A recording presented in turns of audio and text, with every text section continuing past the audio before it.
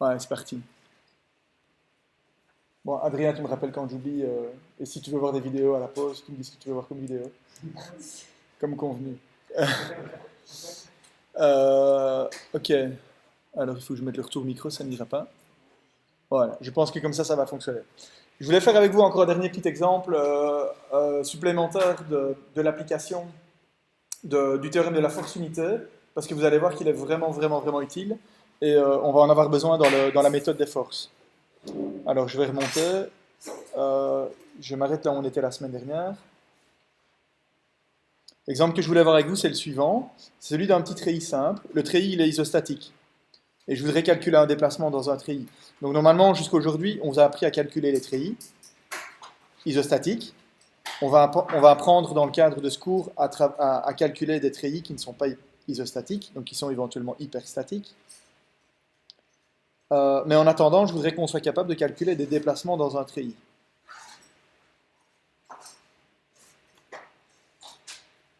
D'accord, on va considérer ce treillis-là. C'est un petit treillis simple. Vous le retrouverez dans le chapitre, si vous avez déjà lu les 80 premières pages, je dirais, du fascicule. Vous le retrouverez dans le premier chapitre qui explique comment faire pour calculer l'énergie potentielle de déformation. Ok, je prends le même exercice, mais je pousse, je vais un petit peu plus loin. Ça, par contre, c'est pas dans le manuel. Et donc, on va calculer maintenant des déplacements. Je voudrais calculer, par exemple, le déplacement horizontal et le déplacement vertical de ce nœud-là, delta H et delta V.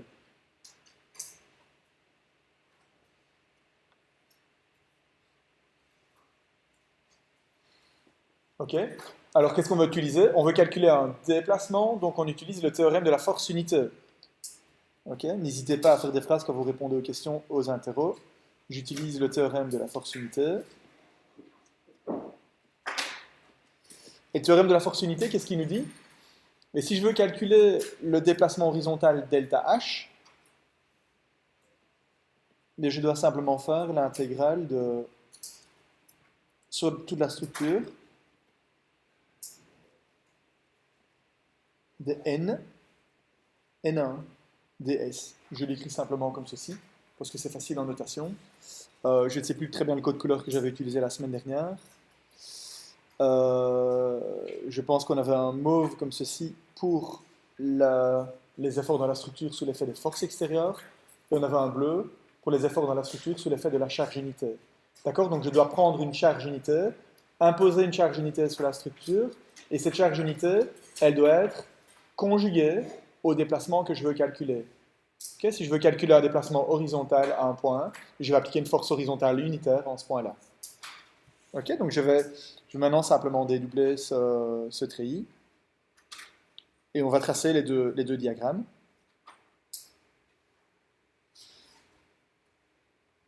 Voilà.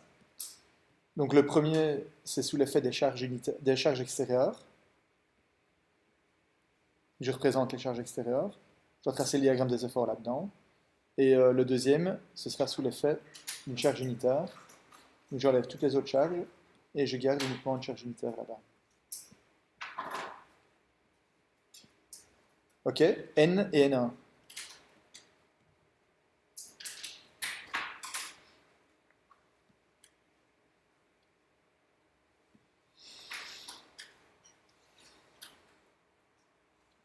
Alors là, vous allez comprendre pourquoi on vous a fait calculer des treillis l'année dernière et pourquoi il fallait les calculer assez rapidement.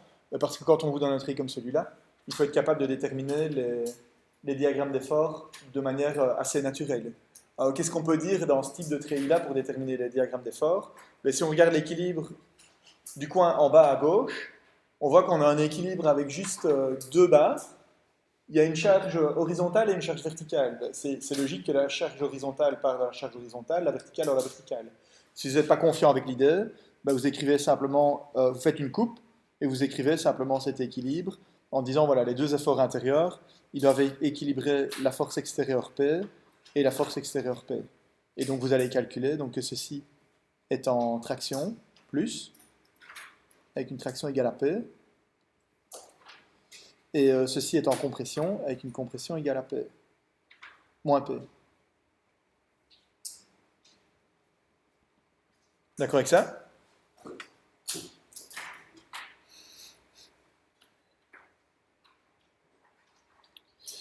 Alors, qu'est-ce qu'on peut dire d'autre? Ben, on peut dire d'autre, par exemple, ici, vous voyez, c'est assez immédiat. Si j'écris l'équation d'équilibre autour de ce point-là, ben, vous voyez que cette charge-là, elle ne travaille pas, puisqu'elle est alignée. Cette charge-là, elle fonctionne avec un bras de levier L dans le sens horlogique, et celle-là avec un bras de levier moins L, un bras de levier L dans le sens anti-horlogique. Donc ça crée deux moments qui s'opposent. Donc inévitablement, la réaction ici doit être égale à 0. Si la réaction est égale à 0 là-bas, il n'y a pas d'effort dans la barre ici. Ok. Donc en fait, on est en train de brasser toutes les barres les unes derrière les autres de manière très rapide. J'essaie de vous présenter une méthode un peu différente de ce que vous connaissez. Si vous n'êtes pas à l'aise, ça c'est la méthode rapide. C'est la méthode rapide quand on sait déjà plus ou moins ce à quoi on doit s'attendre. Si on ne sait pas à quoi on doit s'attendre et vous n'êtes pas à l'aise avec la méthode, bah, vous écrivez les équilibres des nœuds, vous faites des coupes de Ritter et vous déterminez pour commencer les réactions d'appui comme vous le faites d'habitude dans l'analyse des structures isostatiques. Ok, je vous montre juste la façon dont je fais d'habitude et qui à mon avis fonctionne peut-être un petit peu plus vite. Qu'est-ce qu'on retrouve alors après? Ben, on peut ensuite écrire, si on veut, l'équilibre du nœud en bas à droite.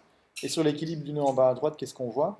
On voit une charge P qui est une charge appliquée. On voit une charge P là-bas qui vient de la barre de gauche.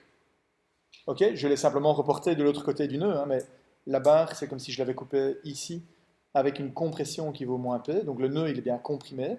D'accord? Donc j'indique bien une charge P qui va vers la droite là-bas. Ça, c'est la charge extérieure qui est appliquée, plus P. Donc je dois avoir simplement une charge ici qui vaut, une charge de traction qui vaut P racine carrée de 2. Ok, la résultante vectorielle de ces deux valeurs.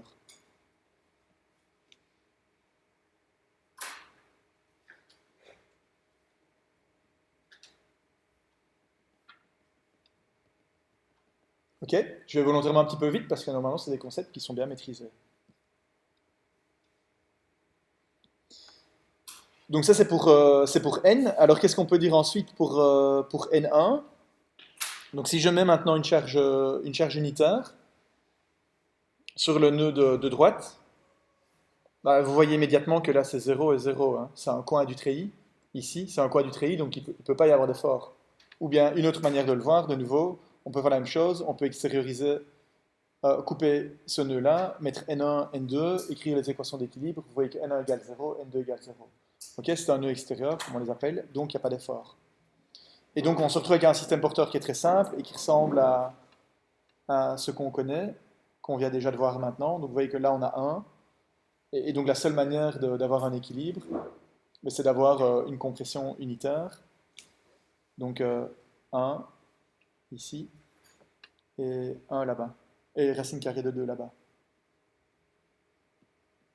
Donc moins 1 et racine carrée de 2.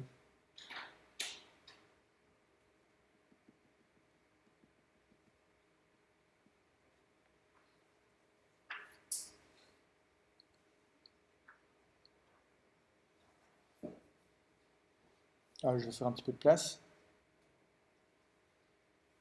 J'enlève ce qui est pas utile. C'était du détail. Mais donc si on veut calculer les déplacements horizontaux, delta H, il n'y a plus qu'à passer maintenant sur le calcul de l'intégrale, puisque le n est constant morceau par morceau ou bien barre par barre. On suppose, je ne l'ai pas indiqué dès le départ, mais j'aurais dû l'ajouter dans l'énoncé, que le EA est constant partout sur la structure. Okay, on va faire facile pour commencer. Si ce n'était pas le cas, chaque fois qu'on regarde une barre, bah, on va la considérer avec son EA à elle, si le EA était différent d'une barre à l'autre. Okay, ici, on suppose que le EA est constant. Et donc, delta H est égal à 1 sur EA. Je peux le sortir de l'intégrale si on veut. Et puis, je vais faire une somme. J'ouvre la parenthèse. Je vais regarder je vais commencer par les deux éléments à gauche et en bas. Vous voyez que le N1 vaut 0, donc ça ne sert à rien de les compter. L'élément vertical à droite, vous voyez que sous l'effet de N, N vaut 0. Mais donc, en réalité, il va me rester uniquement la diagonale. D'accord? Donc, en fait, c'est assez rapide. L'intégrale de mort, vous savez qu'il va nous donner, dans ce cas-ci, ML, c'est un rectangle fois rectangle. Ok, c'est la case tout en haut à gauche là-bas. Donc je remplace les m par des n, hein, parce que c'est un effort axial, donc n, n, l. Ok, l'effort axial fois la longueur de la barre considérée. Ok, ne pas se tromper, c'est la longueur de la barre considérée. Donc l'effort axial n p racine carrée de 2, l'effort axial n1 racine carrée de 2, et la longueur de la barre L fois racine carrée de 2. Et donc au total, ça nous fait PL fois 2, racine de 2, divisé par E1.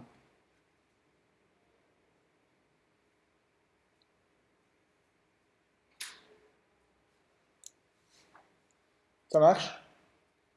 Pas de questions?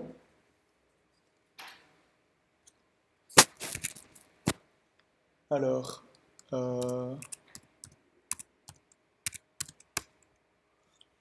on peut calculer maintenant le déplacement vertical.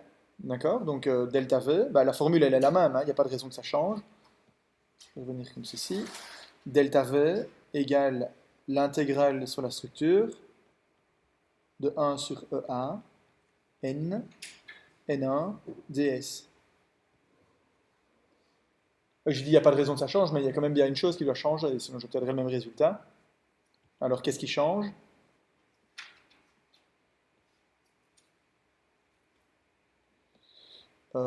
Qu'est-ce qui change, Florence? Oui, exact, le diagramme N1 qui doit changer, puisque j'applique maintenant une force qui n'est plus horizontale, mais j'applique une force qui est verticale. Je vais le redessiner rapidement ici, comme ceci. Je mets une force verticale vers le bas.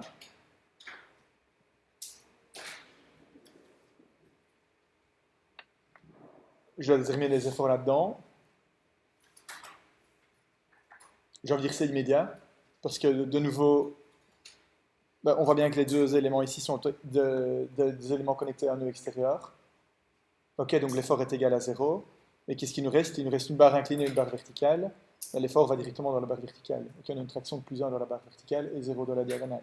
Ok, calculez les réactions d'appui si vous voulez, et puis utilisez les équations d'équilibre comme d'habitude. Mais c'est exactement la solution à laquelle vous allez arriver.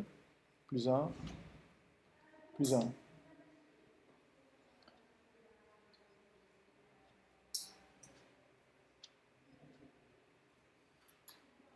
Alors, quel est le résultat de l'intégrale? Oui, très bien. Delta V égale 0. Donc, a priori, le point ne se déplace pas verticalement. C'est un petit peu contre-intuitif.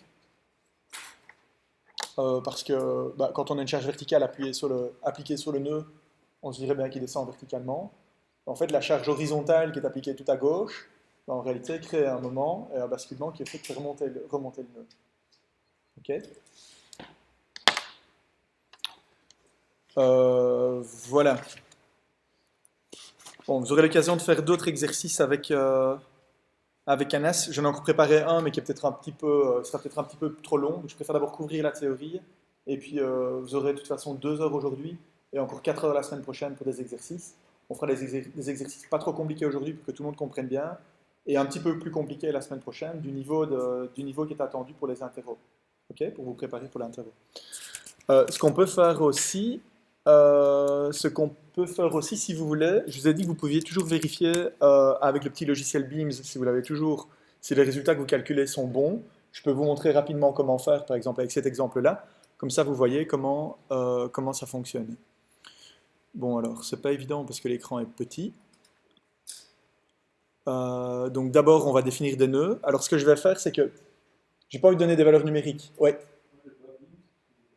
Je réexpliquerai à la pause comment télécharger, comment l'installer, pour ceux qui veulent.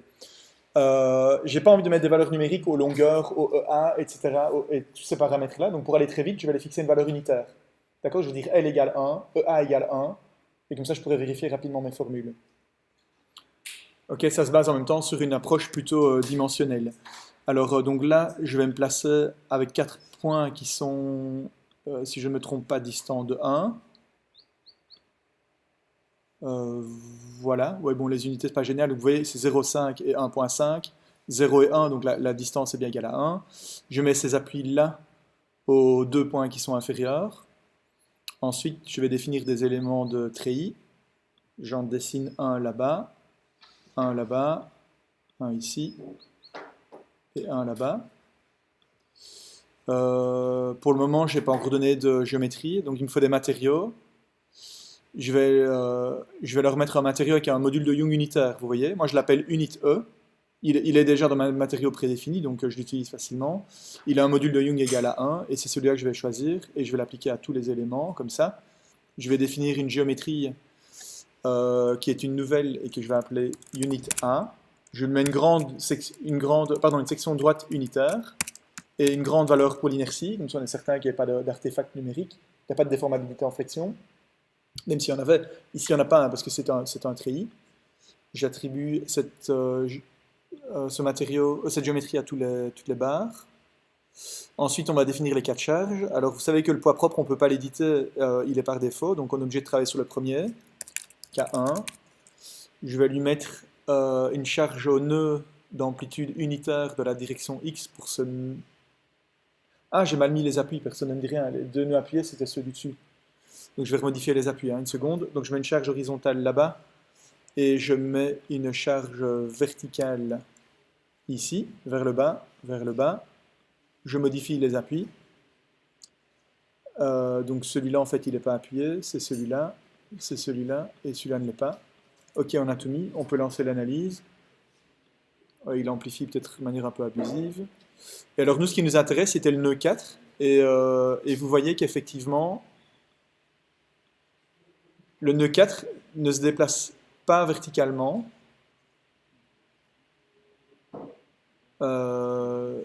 Zut, on souffre de... Voilà, le déplacement vertical, moins 1 10 exposant moins 16. Donc c'est bel et bien 0, il n'y a pas de déplacement vertical. Quant au déplacement horizontal, 2,8284, c'est 2 racines carrées de 2. D'accord? Donc ça confirme bel et bien les résultats qu'on a calculés ensemble tout à l'heure. Ok? Ça, vous êtes évidemment libre de le faire, quels que soient les exercices, comme je disais. Si vous avez un doute, c'est une bonne chose, parce que plus tard, vous ne ferez plus jamais les exercices à la main, et vous les ferez toujours avec un petit logiciel comme celui-là. D'accord? Donc c'est important de pouvoir utiliser aussi des logiciels et pouvoir vous habituer à ça. Malheureusement, moi j'ai pas beaucoup plus de temps pour faire ça avec vous. Save, no. Ok avec ça? Ok. Bon. Alors ceci nous amène à l'entame donc de la première méthode, qui est ce qu'on appelle la méthode des forces, et qui est une des méthodes qu'on va utiliser pour analyser des structures qui sont hyperstatiques. Donc, je rappelle, par analyse, on signifie d'abord généralement calculer les efforts intérieurs ou éventuellement les déplacements et vice-versa. Et puis dès qu'on a ça, on peut faire tout le reste. On peut calculer, si on veut, des réactions, on peut calculer des contraintes, et puis on peut faire toutes les vérifications aux états limites ultimes et aux états limites de service.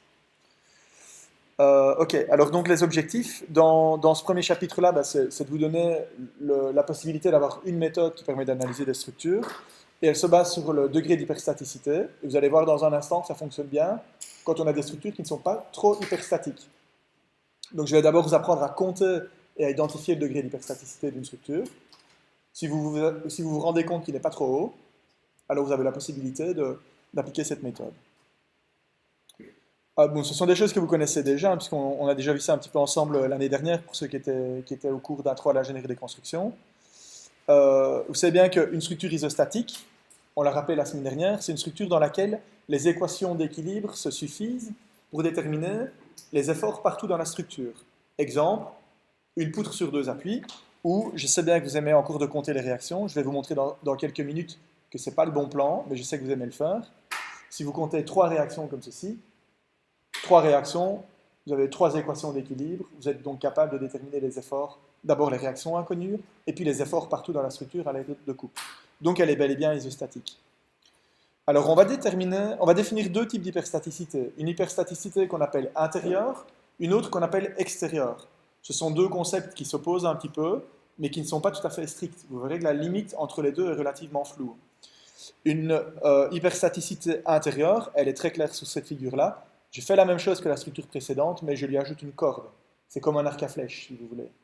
Dans un arc à flèche, quand vous l'avez en main comme ça, vous êtes incapable de dire la tension qui existe dans la corde. Pour quelle raison? Parce que si vous coupez, vous allez extérioriser l'effort dans la corde et l'effort dans l'arc. Okay, la seule manière de déterminer l'effort dans la corde, c'est de savoir quelle est la courbure qui a été prise par l'arc. Vous imaginez même bien intuitivement que s'il est fort courbé, il y aura plus d'effort à l'intérieur. C'est ce qu'on appelle une hyperstaticité interne. Les équations d'équilibre ne suffisent pas pour déterminer les efforts intérieurs. D'ailleurs, un arc, si je le prends, je le lance en l'air, il est auto-équilibré, si vous voulez. Okay, ça s'appelle de l'hyperstaticité interne. Et donc, c'est ce que j'ai généré ici, avec la première structure à laquelle j'ai simplement ajouté une corde. Et cette corde, ou ce câble, il est fixé à l'ancrage ici, et vous voyez qu'il est fixé juste avant l'appui, à l'autre extrémité de droite. Okay, c'est une première manière de créer l'hyperstaticité. Si je voulais lever, cette hyperstaticité, je pourrais très bien vous dire, ok, admettons que l'effort dans le câble soit égal à 1 kN. Et si je vous donne cette information-là, ben vous pouvez remplacer cette structure par la même structure que la première, comme ceci, avec un effort horizontal qui est appliqué ici, juste au-dessus de l'appui à rouleau, qui est égal à 1 kN. Et vous êtes capable de l'analyser. On est bien d'accord? Donc si vous avez une structure qui est une fois hyperstatique, et que je vous donne une information sur un effort quelque part dans la structure, vous pouvez l'analyser complètement. Ok. Deuxième type d'hyperstaticité, l'hyperstaticité externe. Et ça, c'est quand on a trop de réactions d'appui, grosso modo. On peut le schématiser comme ça. Vous avez ici 4 composantes des réactions d'appui. Vous avez seulement 3 équations d'équilibre pour déterminer les réactions. Vous ne pouvez pas les déterminer. Si par contre, je vous disais que la réaction horizontale, ici à droite, est égale à 1 kN, vous pouvez remplacer cette structure-là par une structure qui est la même que la première, avec une force horizontale qui est égale à 1 kN, comme ceci. Okay. Et dans ce cas-là, vous êtes capable d'analyser la structure.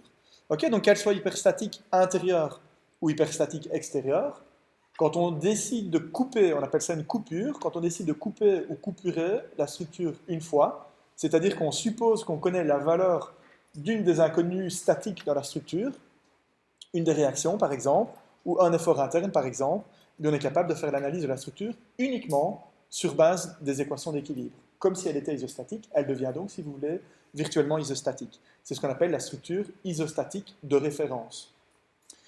Alors après, on peut s'amuser, on peut combiner. Si on ajoute à la fois un câble et qu'on complexifie un peu les réactions d'appui, on a une structure qui devient 2 fois hyperstatique, une fois intérieurement, une fois extérieurement.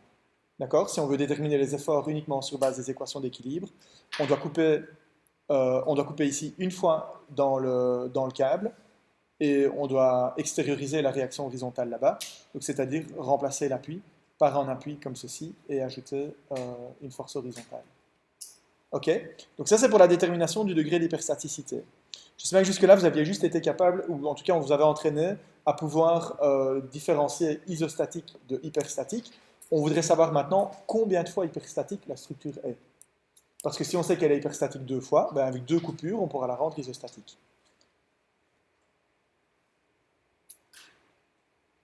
Ok, donc le degré d'hyperstaticité, c'est le nombre de coupures internes ou externes à réaliser pour la rendre isostatique. Et alors à une coupure simple correspond une inconnue hyperstatique. Ça va de pair. Ok. À une inconnue simple, on peut associer une inconnue hyperstatique. Imaginez toujours, quand vous faites une coupure, vous devez extérioriser quelque chose. Comme quand on fait une coupure en statique dans les structures. Alors, qu'est-ce qu'on va faire dans la méthode des forces? On va choisir nous-mêmes des inconnus hyperstatiques. Et ces inconnus hyperstatiques, on va décider de les extérioriser. On va décider de les noter explicitement, et on va faire comme si on les connaissait dans un premier temps, et puis on va écrire une équation de compatibilité pour les déterminer. D'accord? Donc on va choisir des inconnus hyperstatiques de manière à rendre une structure qui est hyperstatique h fois, de manière à la rendre isostatique, ou éventuellement à la rendre moins hyperstatique, mais néanmoins toujours un petit peu hyperstatique, avec une structure hyperstatique que vous connaissez par cœur. Il y en a que vous connaîtrez par cœur, on en verra certainement une tout à l'heure, et vous pourriez par exemple imaginer, si vous avez un truc qui est fortement hyperstatique, que vous diminuez de 1 le degré d'hyperstaticité ou de 2, de manière à vous ramener à une poutre sur 3 appuis, qui est hyperstatique, mais que vous connaissez tellement bien qu'il n'y a pas de problème, vous êtes capable de l'analyser. Okay. Donc le but du jeu dans la méthode des forces, c'est de diminuer l'hyperstaticité jusqu'à arriver à quelque chose qu'on connaît bien. Alors, il y a plusieurs manières pour y arriver, la solution n'est pas unique. Okay. Donc ça, c'est une des raisons pour laquelle la méthode, elle ne peut pas être implémentée sur un ordinateur. Par exemple, le logiciel Beams ne se base pas sur la méthode des forces. C'est impossible parce que le choix est arbitraire. Okay, donc c'est vous qui allez faire ce choix. Et parmi tous ces choix-là, évidemment, je vous ai dit la dernière fois, on est fainéant, en tout cas moi je le suis, on va évidemment choisir la méthode la plus simple. Celle qui va nous amener à avoir la solution le plus rapidement possible et qui nous permettra de faire le moins d'erreurs possible. Ok, on discutera d'une méthode, peut-être en fin de cours aujourd'hui. Si pas aujourd'hui, vous aurez un petit exemple la semaine prochaine qui vous expliquera comment faire l'analyse de poutres sur appui multiple avec la méthode de Clapeyron. Alors, comment est-ce qu'on va lever l'hyperstaticité externe? Bien, on va simplement faire des coupures dans les appuis. Ici, on a quoi? On a 2 réactions. On est d'accord? C'est un appui rotulé. deux réactions, une réaction verticale et une horizontale. Mais si je veux libérer une des deux réactions, mais je vais quoi? Je vais libérer par exemple la réaction horizontale, il ne me reste plus que la réaction verticale. Dans ce cas-là, j'ai diminué l'hyperstaticité de 1. Si j'ai un appui à rouleau avec une réaction verticale uniquement, et si je décide de supprimer l'appui complètement, il n'y a plus rien comme appui, ça devient une extrémité libre. Ok, ceci, c'est une extrémité libre. Eh bien, j'ai diminué de 1 le degré d'hyperstaticité. Si j'ai un encastrement avec une réaction et un moment, si je décide de remplacer ça par une rotule, il me reste deux réactions, donc j'ai diminué de 1 le degré d'hyperstaticité. Ok, on peut les faire tous, mais vous devriez pouvoir les faire aussi vite que moi. Là, on a deux réactions et un moment. Je décide de ne garder qu'une seule réaction, donc j'ai diminué de 2. Ici, j'ai trois réactions et un moment. Je décide de ne garder qu'une seule réaction, j'ai diminué de 2. Et là, j'ai un encastrement avec deux réactions, et il me reste quelque chose où je n'ai plus qu'un moment. Ok, l'assemblage est un peu particulier, hein, c'est des types d'appui qu'on ne connaît pas toujours très très bien. C'est un peu plus mécanique que génie civil, mais on n'a plus qu'une seule réaction d'appui, et on a donc diminué de 2. Okay. Une autre manière de voir pourquoi il n'y en a plus qu'une, ben vous voyez bien que le rouleau horizontal ne permet pas d'imposer une réaction horizontale, sinon ça roulerait, ou ça glisserait, et le rouleau vertical fait en sorte qu'on ne peut pas avoir de réaction verticale, sinon ça se déplacerait. D'accord? Donc on n'a ni réaction horizontale ni verticale, la seule chose qui reste en fait c'est un moment. Ok, pas de questions là-dessus? Bien. Et donc voilà tout ce qu'on peut extérioriser, une ou deux composantes d'une réaction verticale et le moment d'encastrement. Chaque coupure donne un effort ou un moment qui donc correspond précisément à cet inconnu hyperstatique et qui est l'inconnu qui nous intéresse. Alors maintenant, l'hyperstaticité interne, bah, ça vous devriez savoir aussi comment ça fonctionne, hein, puisque vous avez déjà fait des coupes dans des treillis, vous avez déjà fait des coupes dans des structures composées de poutres. Donc quand on coupe un treillis, je mets deux petites rotules aux extrémités ici du premier dessin pour montrer que c'est un treillis. Quand on coupe à l'intérieur d'un treillis, qu'est-ce qu'on a comme effort? Je suis désolé, je vais aller chercher mon chargeur. C'est parce que je suis sur la batterie. Quand on coupe à l'intérieur d'une barre de treillis, qu'est-ce qu'on extériorise? Uniquement l'effort axial. On sait bien que dans une barre de treillis, il n'y a pas de moment et il n'y a pas d'effort tranchant. On est d'accord avec ça? Oui? Ok. Donc, fatalement ici, j'extériorise uniquement un n parce que c'est une barre de treillis. Si c'est un élément de poutre, ok, ceci c'est une poutre, il y a plusieurs possibilités. On sait que là, il y a trois efforts à l'intérieur d'une poutre, M, N et T. On peut extérioriser les trois, ou deux des trois, ou un des trois uniquement. Exemple, une coulisse, c'est un élément qui permet d'extérioriser uniquement l'effort axial. Donc on continue de transmettre, le cisaillement il est transmis, okay, parce que transversalement il n'y a pas de déplacement relatif, et le moment est transmis aussi, parce qu'on suppose que la coulisse est assez longue que pour pouvoir transmettre le moment. Okay, donc ça, dans ce cas-là, on a coupé uniquement l'effort axial. Une autre possibilité, c'est de couper uniquement le moment dans une poutre. Et si on veut couper uniquement le moment, ben évidemment, on a une rotule. C'est bien que dans une rotule, on transmet l'effort axial et on transmet l'effort tranchant. Il y a les deux. Okay, quand on coupe dans une rotule, on doit extérioriser les deux composantes de l'effort interne. Une troisième possibilité, ben, ce serait d'introduire un plateau. Je pense que vous avez déjà entendu parler de plateau. Ça vous dit quelque chose dans vos cours de mécanique des structures? Non? Bon, ok. On en parlera beaucoup, beaucoup plus quand on discutera des lignes d'influence. Un plateau, c'est quoi? Ben, c'est une coupure simplement dans une poutre qui consiste à introduire, si vous voulez, deux plateaux qui glissent l'un sur l'autre. Et donc, ça veut dire quoi? On suppose que les plateaux sont connectés, d'accord? Donc, l'effort axial il continue d'être transmis, à la fois en compression, c'est logique, mais aussi en traction, parce qu'on est en élastique linéaire, donc tout ce qui va dans un sens va dans l'autre. Et en même temps, ça permet de transmettre la flexion. Donc, le moment de flexion est transmis. Par contre, il n'y a pas de transmission du cisaillement. Ok, on a fait une coupure simple.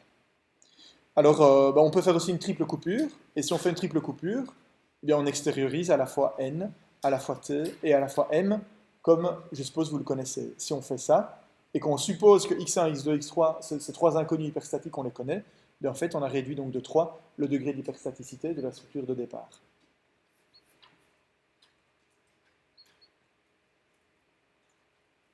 Ok, et donc on introduit ainsi des inconnus hyperstatiques. Et alors, donc, qu'est-ce qu'on doit faire? Ben, on va couper dans la structure, on va enlever des appuis si on pense que ça vient de l'extérieur, on va couper à l'intérieur de la structure si on pense que ça vient de l'intérieur, jusqu'à ce qu'on obtienne une structure qui est isostatique. Et le nombre de coupures qu'on va réaliser correspond tout simplement au degré d'hyperstaticité. Ok. Le message que je vous fais maintenant, c'est attention, ne jamais utiliser les formules toutes faites. Si vous voulez utiliser les formules toutes faites, ben vous risquez vraiment de vous tromper. Exemple, vous connaissez peut-être cette formule qui vous dit, par exemple, dans un treillis 2D, on va prendre le nombre de barres B, le nombre de réactions, de composantes de réaction R, et N le nombre de nœuds, et on va calculer simplement B plus R moins 2N. Si c'est égal à 0, c'est que c'est isostatique.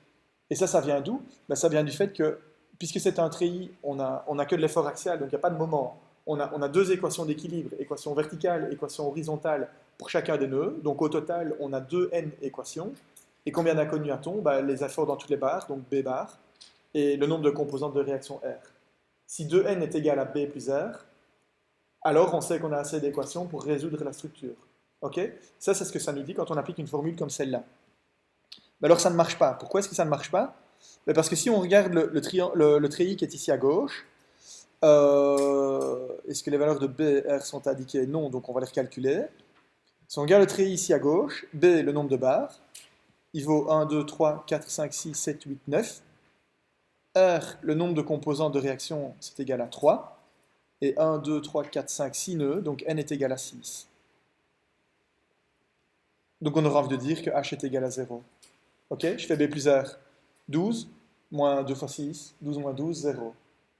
Donc ce treillis est isostatique. C'est logique, il est isostatique, je vous le confirme, parce que moi dans la pensée, qu'est-ce que je fais? Je me dis, les trois réactions d'appui, elles sont faciles à calculer, hein, parce qu'il n'y en a que 3 à l'extérieur, on peut les calculer. Je coupe une fois ici, je n'ai coupé que 2 barres, donc si je n'ai coupé que 2 barres, je peux déterminer les efforts dans ces barres.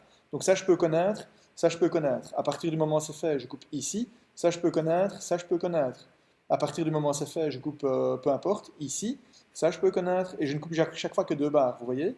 Et par la pensée, on a rapidement fait tout le tour, et donc on sait qu'il est isostatique. Donc effectivement, il est isostatique, et je vous le confirme. Ensuite, qu'est-ce que je vais dire maintenant? Je vais prendre la barre qui se trouve là en bas, cette barre-là, et je vais la déplacer, et je vais plutôt la mettre dans l'autre diagonale. D'accord? Pour obtenir ceci.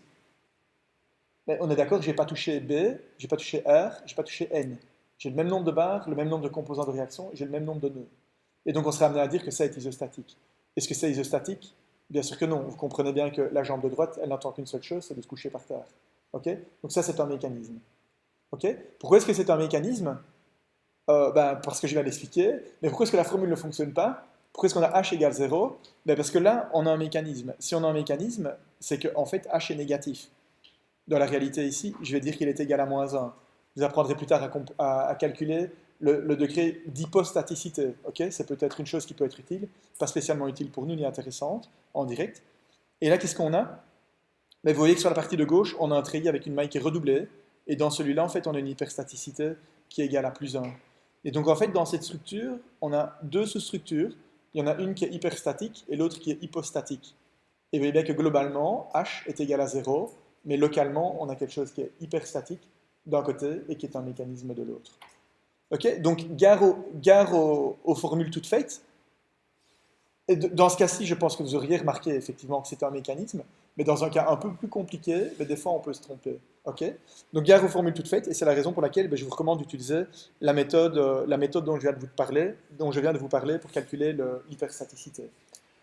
Donc en gros, on parle d'une structure hyperstatique et on fait des coupures jusqu'à se rapprocher d'une structure qui est isostatique ou qu'on connaît isostatique. Donc c'est important de pouvoir reconnaître des structures isostatiques. À quoi peut-on reconnaître une structure isostatique? Là, je vous ramène à la méthode Franzen. La méthode Franzen dit qu'il existe seulement 3 systèmes qui sont isostatiques de base. Ce sont les 3 qui sont représentés ici. C'est une poutre sur 2 appuis, colonne de A. Quand je parle d'une poutre sur 2 appuis, elle peut être droite ou elle peut éventuellement être courbée. D'accord? Les deux que vous voyez là-bas à gauche, pour moi, sont 2 poutres sur 2 appuis. Ok? Ce sont 2 poutres simples. Elles sont toutes les deux isostatiques. Deuxième exemple, la poutre encastrée libre. Ok? C'est l'exemple du milieu. Soit la poutre elle est rectiligne, c'est celle que je pense que vous connaissez, soit elle n'est pas rectiligne, mais vous voyez bien que la deuxième elle est quasi comme rectiligne.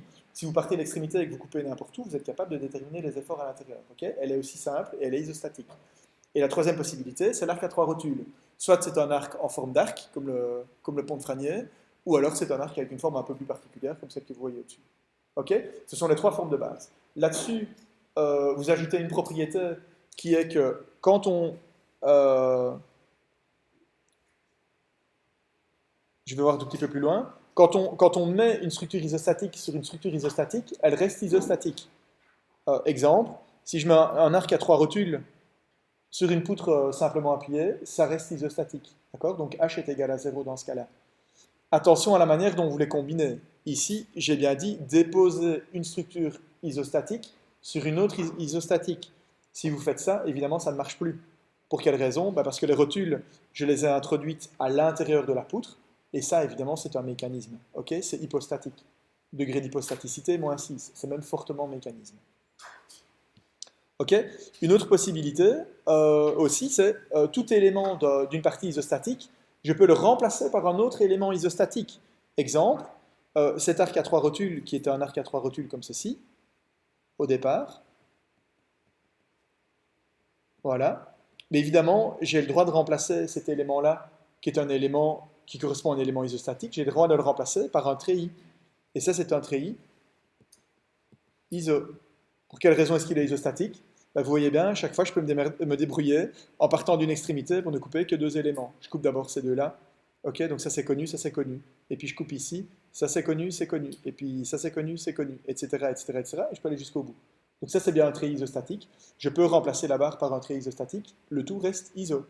Ok, il n'y a pas de raison que ça change. C'est différent par contre si on regarde l'exemple de droite. Pour quelle raison? Parce que là, on voit bien que si on n'avait pas eu cet élément-là, on avait la même configuration que celle de gauche. C'était isostatique. J'ai ajouté une réaction extérieure. Donc il est hyperstatique extérieurement une fois. Ok, H est égal à 1. Ok, alors je reviens un tout petit peu en avant. Et donc voilà, comment est-ce qu'on peut faire pour déterminer le degré d'hyperstaticité? Admettons qu'on travaille avec un portique comme celui-là. Celui-là, il est fortement hyperstatique. Ok, c'est un exemple de treillis, de système porteur de structure généralement en béton. Parce qu'en béton, on peut faire des nœuds rigides. En acier, c'est un peu plus compliqué. On ferait plus volontiers ici, dans le modèle, on mettrait plus volontiers des rotules ou des assemblages avec une raideur partielle. Quand on a par contre une structure en béton qui est coulée sur place, on a plus facile ou même avec des éléments préfabriqués, on a plus facile d'assurer une continuité en rotation. Vous verrez ça dans le cours spécifique d'acier d'une part et de béton d'une autre part. Donc quel est le degré d'hyperstaticité de cette structure? En fait, il est beaucoup. On ne va pas utiliser la méthode de force pour celui-là, parce qu'il est très grand. Mais pour quelle raison? On va devoir couper dans cette structure de manière à pouvoir la transformer en un système isostatique ou plusieurs systèmes isostatiques. Alors une proposition ici que je vous fais, c'est de dire, ok, on va prendre nos ciseaux, on va couper au milieu de chacune des poutres. On extériorise ici 3 efforts, MNT, 3 efforts, MNT, MNT, etc. Et donc en fait, vous voyez qu'on extériorise 3 x 4, 12 coupures de 3 efforts, donc c'est hyperstatique 36 fois. Et pourquoi est-ce que je dis qu'on arrive à des structures qui sont isostatiques? Vous avez tous reconnu que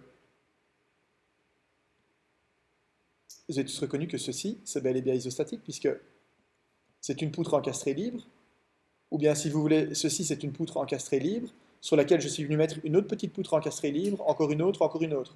Isostatique sur isostatique, c'est bel et bien isostatique. Pareil pour l'arête de poisson ici au milieu, vous voyez que ça, c'est bel et bien isostatique à partir du moment où j'ai fait les coupures. Ok, couper, c'est-à-dire qu'on a coupé, complètement coupé. Ok?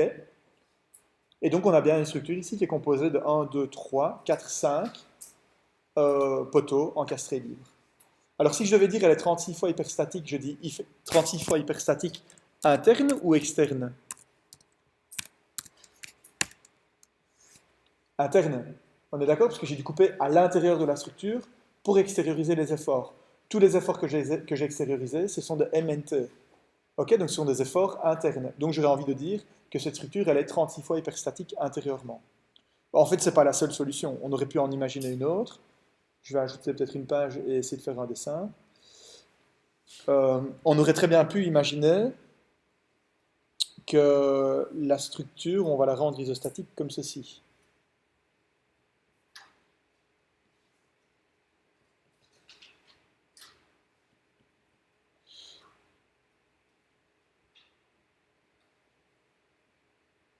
Alors, j'invente ou je fais preuve d'imagination.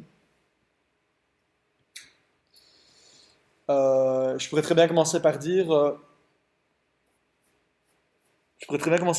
ah, les encastrements, ça ne m'intéresse pas. Je vais en enlever 3, 3, 3 et 3. Ok, et je les enlève. Mince.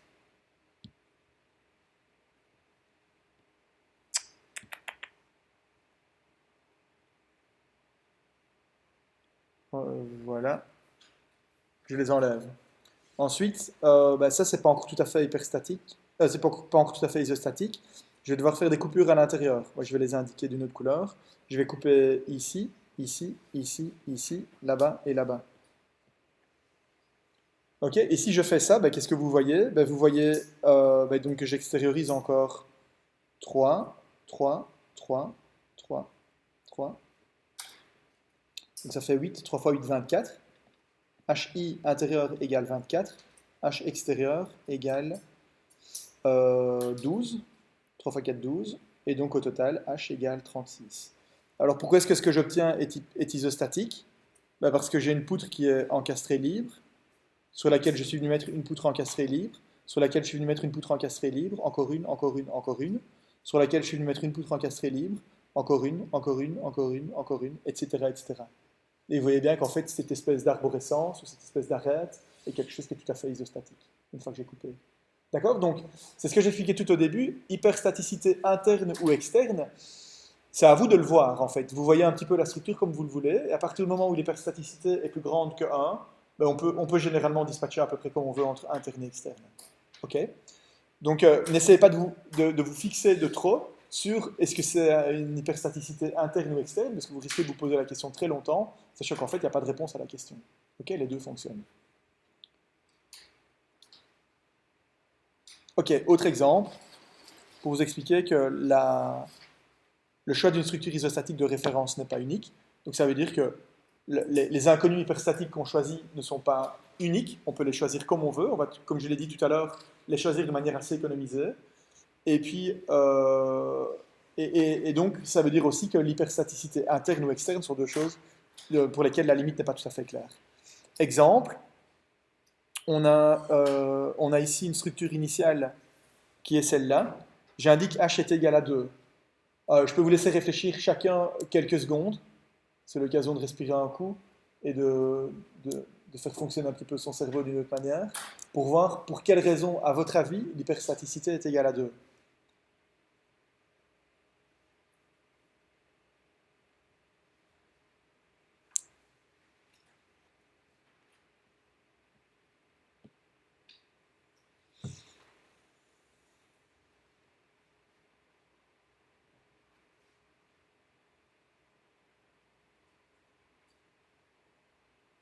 On a tous différentes manières de réfléchir. Et maintenant, je le sais bien, à force de discuter avec les étudiants aux pauses de cours, qui me disent ah oui, mais là, je pense que H vaut autant parce que. Et là, je pense que H vaut autant parce que. C'est un peu plus compliqué, évidemment, quand on parle d'une structure un peu plus complexe. Mais je ne sais pas très bien. Je vous livre, on aura l'occasion de faire des exercices plus tard, donc je ne vais pas vous interroger tous maintenant.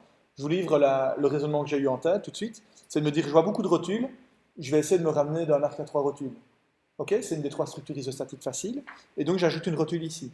Si j'ajoute une rotule, l'inconnu hyperstatique associé, c'est un couple de moments. Ok, donc là je vois que j'ai un arc à 3 rotules à droite. Ok, ceci c'est un arc à 3 rotules. Et puis sur cet arc à 3 rotules, je viens mettre un autre arc à 3 rotules, à condition de mettre une rotule là-bas. Ok, et là j'ai une hyperstaticité interne unité, externe une unité. Au total, c'est 2 fois hyperstatique. Ok, c'est une manière de voir les choses. Alors, ici, il y a 3 exemples qui sont donnés. Vous voyez, le premier c'est celui auquel j'aurais pensé naturellement. On a chacun des solutions différentes. Peut-être que Anas, qui est expert aussi dans l'analyse de structure, aurait imaginé une autre solution. Je n'en sais rien. On aura l'occasion d'en discuter peut-être plus tard. Et une autre possibilité, ça aurait été de se dire, ok, voilà, je vais extérioriser des réactions d'appui. X1 et X2, c'est peut-être ce à quoi vous avez pensé. Et là, vous voyez que vous avez quoi? Vous avez un poteau encastré libre ici. C'est celui qui va assurer en réalité la stabilité transversale de cet ouvrage, de ce morceau de structure qui nous reste. On a un autre ici. Je dis l'attention, par contre, ça ne fonctionnera pas parce que c'est un mécanisme. Et pour quelle raison? Parce que vous voyez que ceci, c'est un portique avec une rotule et une rotule. Donc c'est pas un arc à 3 rotules, c'est un arc à 2 rotules. Donc lui, il est hyperstatique. Il est hyperstatique une fois. D'accord? Donc pour cette partie-là, je mets h égale 1. Et par contre, regardez là, qu'est-ce qu'on a ici? on a quelque chose qui est rotulé avec un appui à rouleau en dessous et rotulé en tête. Et donc là, en fait, il y a zéro raideur. Si vous ne faites rien, ben, l'appui inférieur, il peut se déplacer de gauche à droite. Donc ça, c'est un mécanisme, h égale moins 1. D'accord? Vous voyez qu'on a fait deux coupures. On a fait deux coupures dans cette structure-là, mais on ne l'a pas transformé en quelque chose d'isostatique. Il est isostatique globalement, parce qu'on a plus 1, moins 1. Donc vous voyez que globalement, on a bien h égale 0. Mais localement, c'est un autre exemple où on a une partie de la structure qui est hyperstatique et l'autre partie de la structure qui est hypostatique. Ok? Ça, c'est un piège dans lequel il ne faut pas tomber. Parfois, aux interros, je vois des étudiants qui, quand on leur donne une structure deux fois hyperstatique, font deux coupures qui sont telles qu'en fait, on la rend mécanisme ou hypostatique quelque part. Ok? Et ça, évidemment, ça ne va pas. Ça ne pourra pas fonctionner. Il faut nécessairement que la structure reste isostatique pour pouvoir appliquer le théorème de la force unité qu'on vient de rappeler.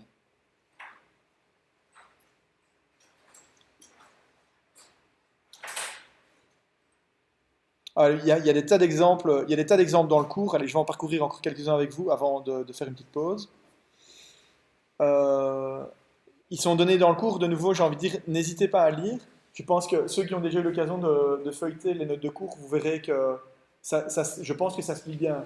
C'est pas un roman, mais c'est un truc qui doit se lire relativement vite et relativement bien. C'est bien illustré. Je pense qu'il y a beaucoup d'exemples, et c'est avec des exemples et des exemples et des exemples que vous comprendrez. D'ailleurs, à l'examen, il n'y a pas de questions de théorie, il n'y a que des questions d'exercice. Donc, on teste les compétences en savoir-faire. Ok? Donc, c'est important d'avoir vu beaucoup d'exercices et, comme je l'expliquais la dernière fois aussi, d'avoir bien compris la théorie pour savoir ce que vous faites dans les exercices, que ce ne soit pas que du drill. Bon, ok, deuxième exemple ou troisième exemple, je ne sais plus où on en est.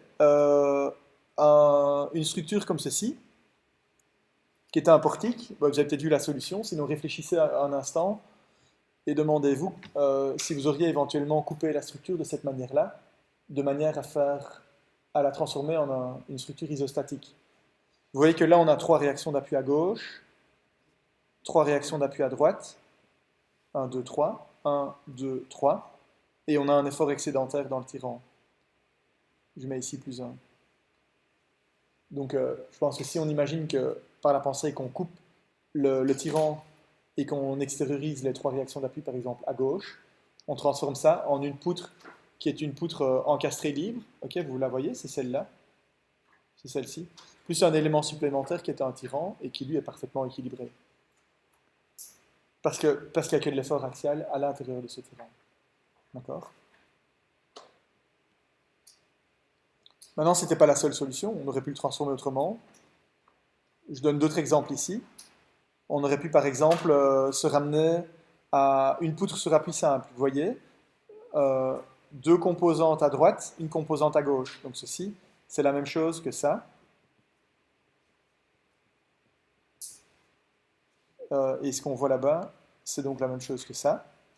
Une poutre encastrée libre. Au milieu, c'est une poutre sur deux appuis. Et ce qu'on voit à droite, c'est l'arc à trois rotules. D'accord? Donc on aurait pu décider de l'hyperstaticité externe, je vais dire. On aurait pu décider de la lever comme on veut, en faisant chaque fois trois coupes extérieures, de manière à se ramener vers les trois systèmes isostatiques qu'on connaît. Et par contre, le tirant qui est à l'intérieur, là, il n'y a pas le choix, il fallait bien qu'on arrive à le couper. Ok, donc systématiquement, je l'ai coupé. Ok, vous verrez dans les structures, je ne sais pas qui passe par Tilf le matin pour monter ici. Vous avez vu le pont qu'ils sont en train de construire? Il est joli, hein?